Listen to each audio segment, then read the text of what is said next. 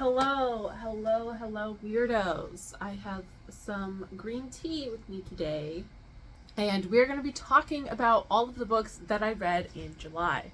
I read a total of 28 books. I don't know if I mentioned that. And because I read 28, I'm going to split this into two different videos. So we're going to have a part 1 and a part 2. So this is part 1. I'm going to be showing you 14 of the books that I read. So let's get to it. I will say another thing that I think has been affecting these numbers is that I have changed how I've been reading books that don't have audio. And that I think I started in June. No. Oh yeah, I did start it in June, but it really only takes effect on like my reading this month. And you'll see, I'll talk about it more when we get to it. So the very first book that I finished this month would be Under the Skin. This is by Linda Villarosa, and this is a book that I read for the BookTube prize for this past round. And I can talk, I thought it was really good. I can't talk about it in specifics, but I have a whole video that I might remember to link that talks about my feelings. It was published last week sometime. So you can go there to get my full thoughts on it, but I did rank it number 2 out of 6. So 1 being the best, 6 being the worst. I put this as number 2. The next book that I finished is Sicker in the Head by Judge Apatow. This is one that I read for my Goodreads project. This was in the humor category, and it is one that my motorcycle that one that my dog picked. This book was really long. It's full of interviews that the author conducts with comedians. And that being said, I do not understand why it is in the humor category. I did not find it funny at all. Yeah, I thought it was quite painful at times.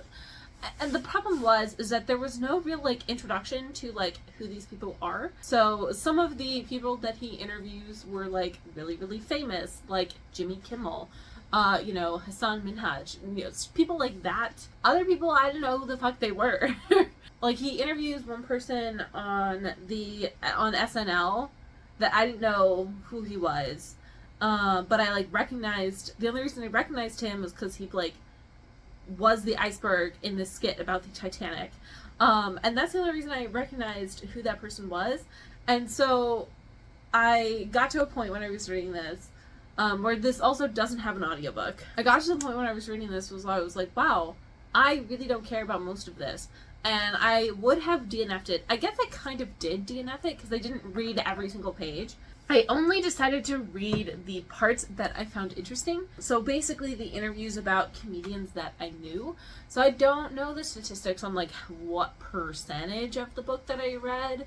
Maybe it would be a generous 50%, maybe, of the book that I actually read, just kind of because of the issues that I had overall with this book, just because I just didn't find it funny, and I didn't know who the fuck these people were, and I don't really know who Judge Apatow is, because he talks with, I don't know, some level of, authority, and I'm I don't know who you are. So I'm what? And then there's no, from my recollection, there's no, introduction, oh, this is who I am, here's, my bibliography, why I am qualified to interview these random ass people. And you kind of get it as you read through, you kind of as they have a conversation. This book was not for me. I did not like it. I'm glad I decided to switch to just reading the interviews about the people that I did know rather than sitting through all of the interviews. Yeah, no thanks. The next book that I read, and I guess I could have talked about how I changed. I'll just talk about it now. What I figured out is that when you get an ebook, you can turn on a screen reader, and that will read the book to you. To be fair, the voice that it uses is a robotic voice. Personally, for me, that's not a problem. That's how I read a lot of my fan fiction. It's the same voice, for some of that. And so I'm not bothered by it at all. I'm very, very used to consuming media and consuming a lot of media with this thing. The only problem is that it is annoying to have to go on and turn on what is on my phone, on my Android, talkback makes using the phone really annoying. So it is better than like not having anything. And so for like accessibility reasons, like, oh my god, I'm like so glad I found this, because that has allowed me to read a lot more of the books that don't have audiobooks, because if they have an ebook and I can get my hands on the ebook, then it makes it a lot easier for me to engage in content and read things. And I did that for Sicker in the Head, and I did that with this next book that I'm going to talk to you about, and that being The Fertility God. This is by Jet Masterson. This is like a it's like a novella, but it's like self-published. I found this when I searched EmmaAbe, and I'm not going to explain that to you if you do not know what it is, because good for you, you innocent child. All I will say is that I really enjoyed this trope, and you can see it a lot in the fan fiction that I read. I was just searching, like, oh, like, what are the books out there that are, like, published that don't live on AO3 that exist, and that are in, like, this sort of, like, fantasy genre, because there's a lot of stuff that's, like, contemporary romance. Contemporary romance is not for me. What I have found is that the stakes have to be motherfucking high. For me to enjoy a romance. I do not enjoy small town things like that. I'm like, no, I want there to be like war or class collapsing kind of stakes for me to enjoy a book, which I don't know what that says about me, but that's my personal preference, and my students rag me for it, and that's fine. So in this book, you are following a young man who is an Omega, and he is going to be married to this person that he finds to be very abusive, that he doesn't really like.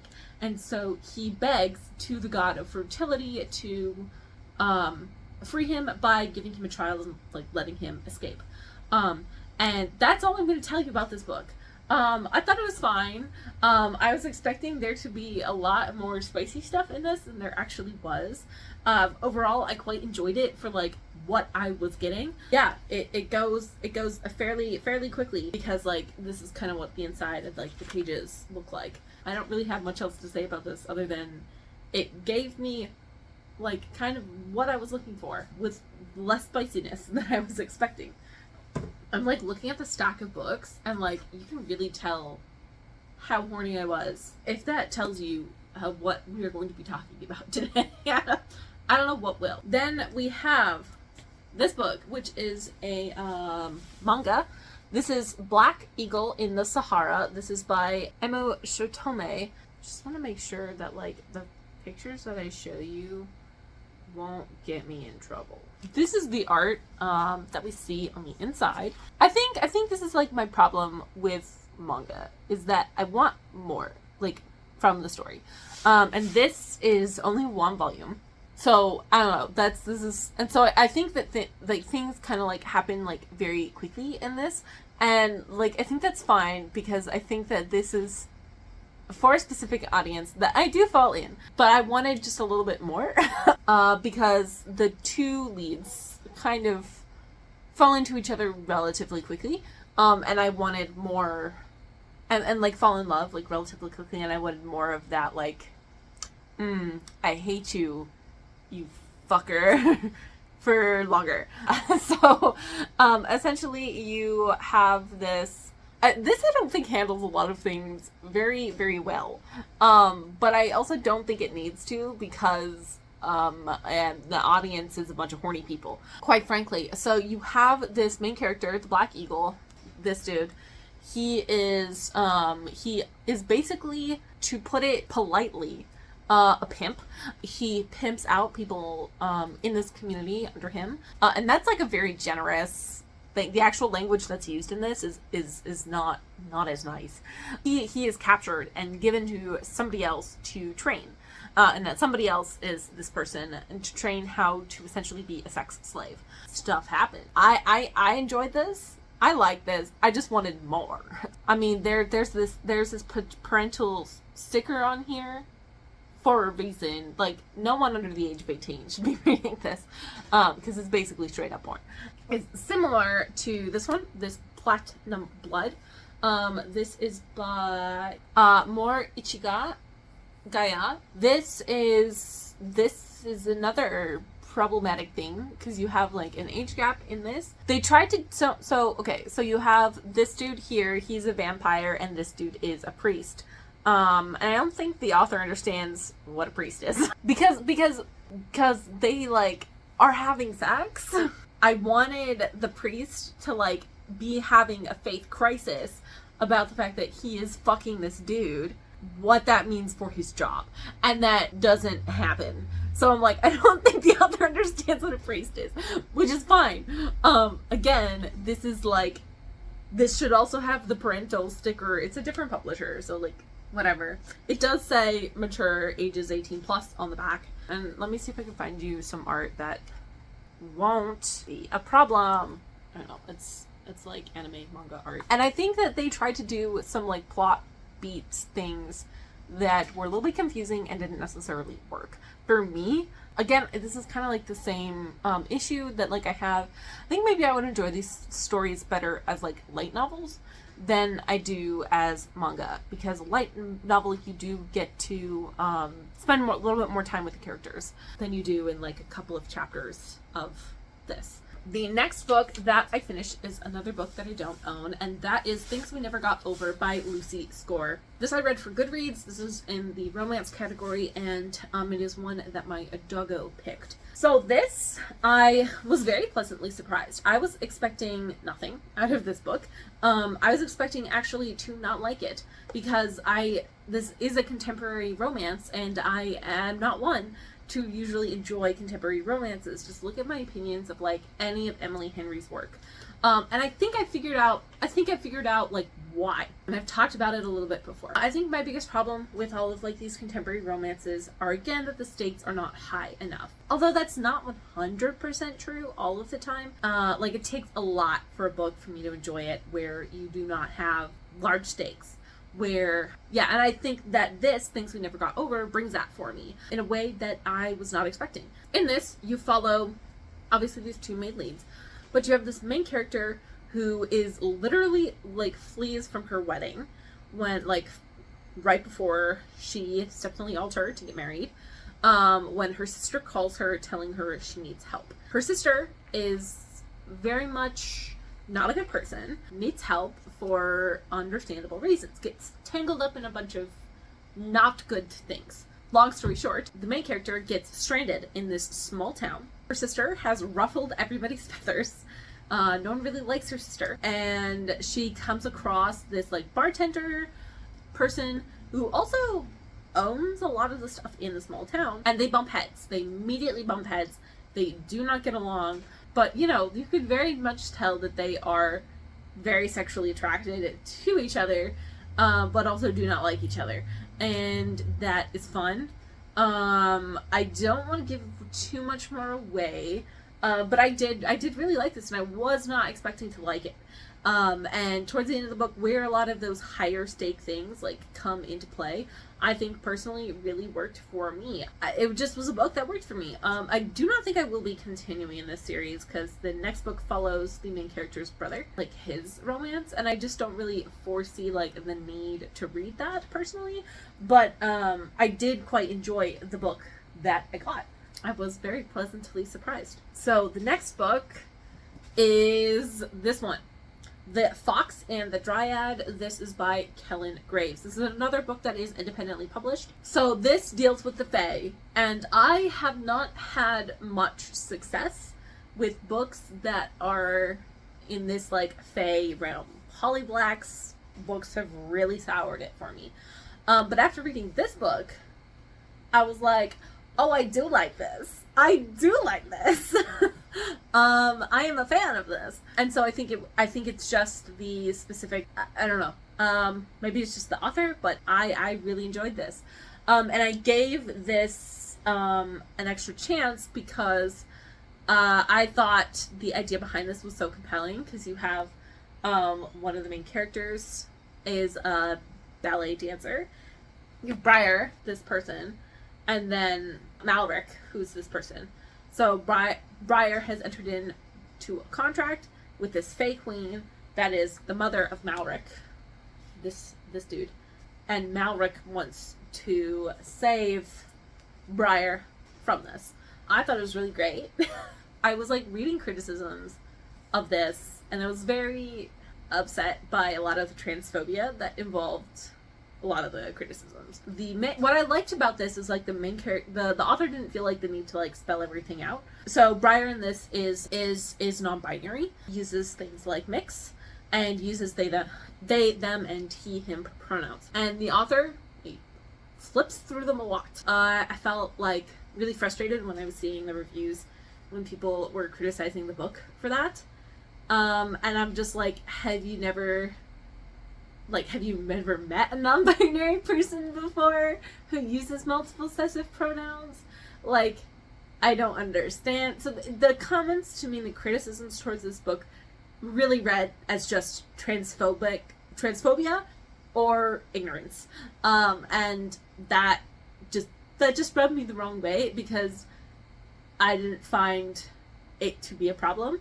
It's not that hard. I don't know what to tell people, like, other than that's just plain old transphobia for using that to criticize the book, when it's one of the few romances that I've read that features like a main character who is non-binary and doesn't feel the need to handhold it like some other books, and that's just bothersome to me. And I picked up a bunch of Kellen Graves' other works because I really like this one. It is a companion to like a different series, but I haven't read the other series, but I still was able to enjoy this and like this a lot. So, surprise! The next book that I finished is Initiation. This is Sex Wizards Book 1. Again, very horny. And this is by Althea Faust. And in this, I honestly got this book just because I was horny.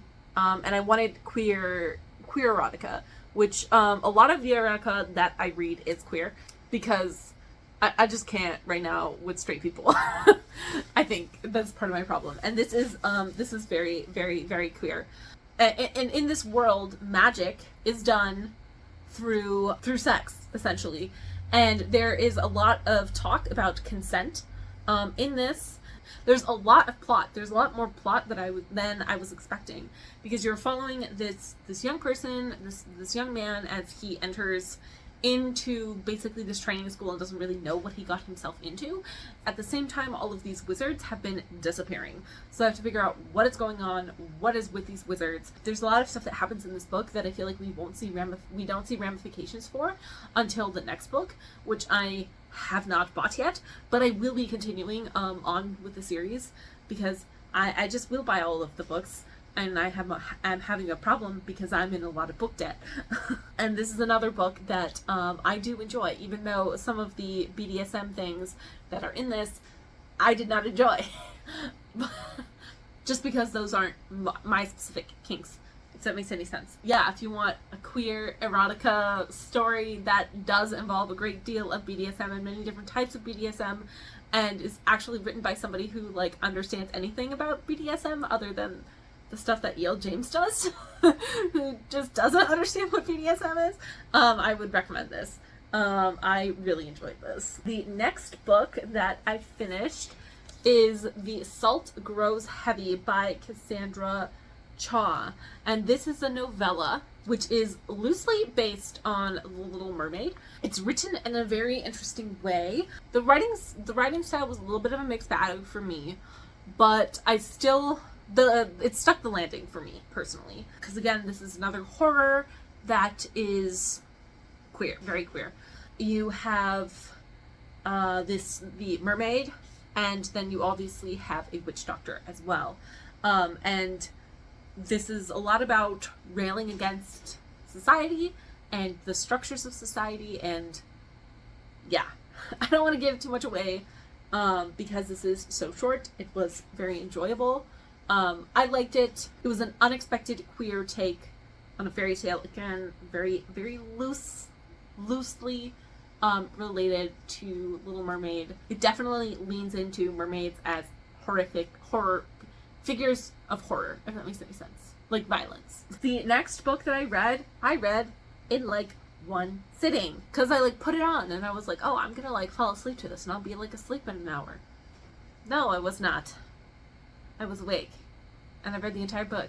So that's The Omega Secret Baby. This is another one that I was looking for like MPreg stuff. I quite enjoyed this. This is a contemporary, so I was like cautious, but then I read the blurb and I was like, okay, this looks like it has heavy angst. Looks like the stakes are high enough. I'm gonna do this. And I had an audiobook, which is so nice. And I really enjoyed this. So you have these two young men. They fell in love, but one of them was engaged and had to like go off and get married, and the other was in college. And they're from this small town. One of them doesn't know is that he was left with a little bit of a surprise. And the book really takes off 7 years after the event, where the person who's engaged has come back into town, freshly divorced. I don't know, it was just very, very indulgent for me. I really like this. It's kind of like, oh, a lot of that, like, a lot of angst in, like, kind of, like, the best ways, and just stuff that I really liked. And I don't want to give much more away. I do not know if I will be continuing on with the series, because I don't think that the other books bring the same level of angst as this does. Like, I know the second one follows a different character, like, one of the main character's brothers, and I'm just, like, not 100% sold. Yeah, oh, this is by Anne Catherine Bride.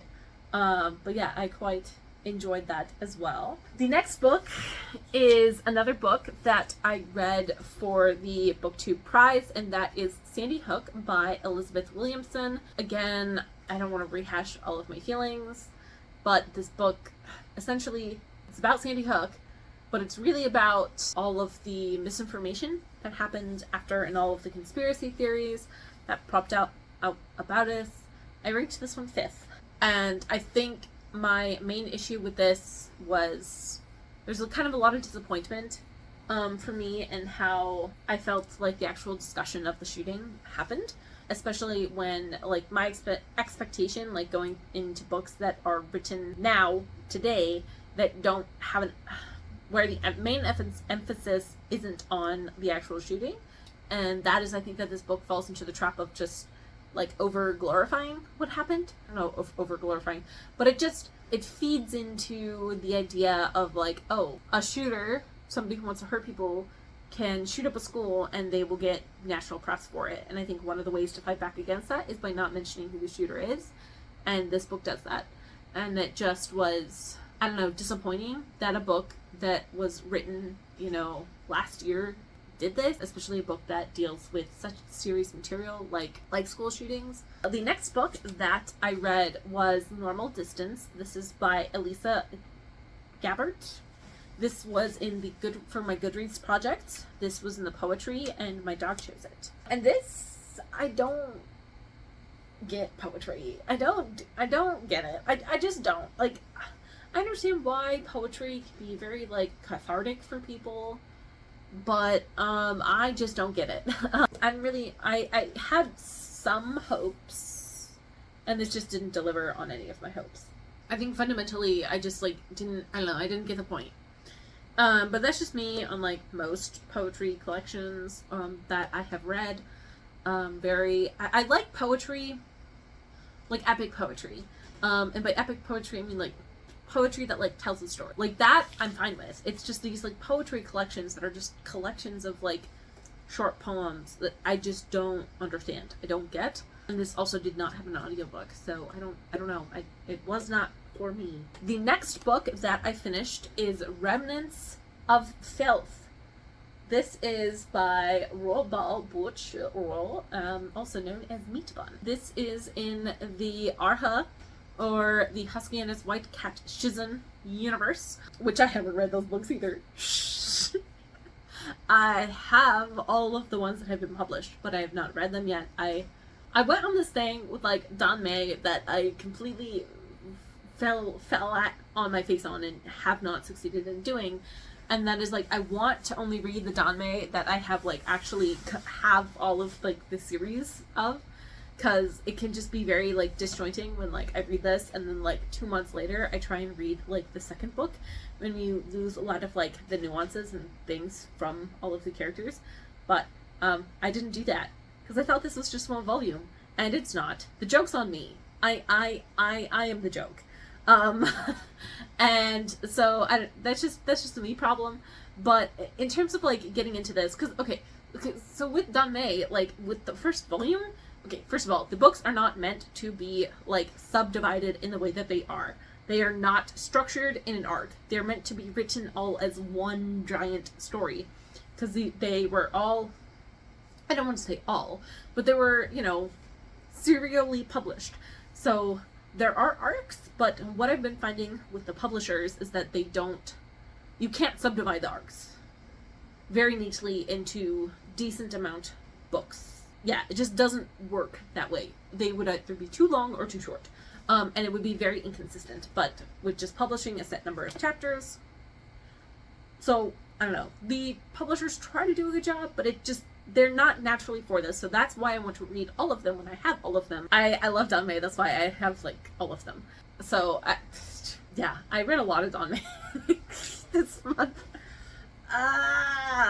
And only one of the series that I read actually had finished publishing all of the books. I'm just upset because they're gonna take so long to get published, and it's fine, I'm fine. But this, Remnants of Filth, focuses on our two main characters. We have Moshi, who I think is this dude. I can't remember. He's a general in the army. He's widely respected, but is also kind of a little bit of an ice cube. People are like, he has a stick up his butt. No one likes him. I mean, people, like, respect him, but, like, no one wants to, like, go out and, like, get beers with him, you know, because he's, like, not fun to take out drinking. Everyone thinks he's super serious. The other character you have is Guma, who is this dude, and I'm thinking it's that because of the sachet, because that's a thing in this book. So Guman was a super respected general, you know, general that was, like, very provocative. He calls his army the Wangba army. I can't remember if it has something to do with penises or poop. It's one of the two, but it like emphasizes like the alliteration that happens in Chinese. So like when you're like, oh, this is, you know, the Fourth Army, so they're like screaming out, oh, this is the penis army. And I don't really remember exactly what it is, but it's just funny, ridiculous, right? So that's kind of like, he's the guy that you want to go out drinking with because he's hilarious and funny and just like will say things that are totally outrageous, right? That is Gumang. But he's disgraced because he is a turncoat. He went to the other side, basically stabbed Moshi. So everyone is totally against Gumang coming back. The thing that is important, like with this book, is like this is all kind of like stuff that starts before the start of the book. This is all like the backstory, right? Where this starts is that Gumang has been returned and has been captured as a prisoner, and has been returned to the army. And so everyone's like, ooh, Moshe, and it's gonna like beat the fuck out of Gumang because they hate each other. Except they don't realize that the entire time that these two were fighting in the armor together, that they were fucking each other. And yeah, it's great. It's great. I don't know what's gonna happen in the next book. You have a lot of just like angst. These characters are so angsty. Oh my god, I love it. Especially Moshe. He is so angsty. He's like, I loved you, yet you stabbed me. What the fuck? And then, but he's also like, but I still love you. Or like, I don't know what to feel. Like, my feelings are so conflicted, and I don't know. I'm here for it. And like, Wang was like, why don't you fucking hate me? It's great. It's great. I love it. And I was very excited about this, and I'm just upset that I don't know how many volumes we're gonna get. Oh, I'm just gonna it takes so long to actually get to us, but oh well. And the last book that I want to talk to you about was actually like a freaking highlight of this fucking month. This month was a lot, and good. And this last book is Ander and Santi Were Here. This is by Johnny Garza Villa, and this book. See, I knew I was getting into something. I think it was recommended to me by somebody, and I do not, for the life of me, I can't remember who it was, and it makes me so sad because I fucking love this book. Like, this whole title, like, the Ander and Santi Were Here, reminds me a whole freaking lot of this, which says, this part says, Lanjan was here, and this says, Wayne was also here. It technically is not what it says. It says Lamanji is here and Wei Wuxian is here. Which, I just whenever I see something like this, like in a romantic context, it automatically thinks of Wang Jian, who were the people who wrote this. And this is the bookmark that I used in this unintentionally, and I just had a lot of emotions about it, okay? I had a lot of emotions about it. But this book made me freaking cry twice. Like, I can't. In the parts where, like, you don't expect. It was so good. Like, I immediately, like, looked at what this author has written and, like, bought more of their shit. So, okay, what this is about. You have Ander, who is this person, this lovely individual right here. Aspiring, wonderful Mexican person. Non-binary. They meet Santi, who's this lovely person, at their family's restaurant. And the thing about Santi is Santi's undocumented. They're in America. This book hurt me. It hurt me. I'm very happy with how this ended. I was very happy. I was very nervous. But oh my god, the tension. Like, I could have gobbled this book up. I made myself stop. And every time I put this book down, I was like, I fucking hate you. Why aren't you continuing reading? And then I was like, no, I need to savor this. I need to, like, not read this all in one go. And I'm so glad I did. It was so good. And this is, again, a contemporary romance that has a ton of stakes, but I think in, like, a nice way. And this is another book where you have a non-binary person as, like, a protagonist and as a love interest, as one of the main love interests in this duo. And this book, I will say, it doesn't go, like, it does more hand-holding than The Fox and the Dryad did, but in a way I think that makes a lot of sense. And this, you know, has really great examples of, for parents out there of non-binary children, read this and, like, it'll give you an idea of, like, how to actually, like, listen to your child and respect your child when they say that these are their things. Yeah, and I felt this was very, very good, and I'm very, very glad I read that. This, yeah, hands down, probably one of my favorite books that I've read this year. I'm very glad that I did this video on this. This is, you just feel the romance between the two, and it's so good, and it's why, I just, like, it's very good. It's very good. Read it, please. No one talks about this book. What the fuck? Okay, I'm gonna end it here. Let me know, what was your favorite book that you read in July? Did you pre-order books? How's that going? How's your overall reading going? I will see you next week. Bye-bye.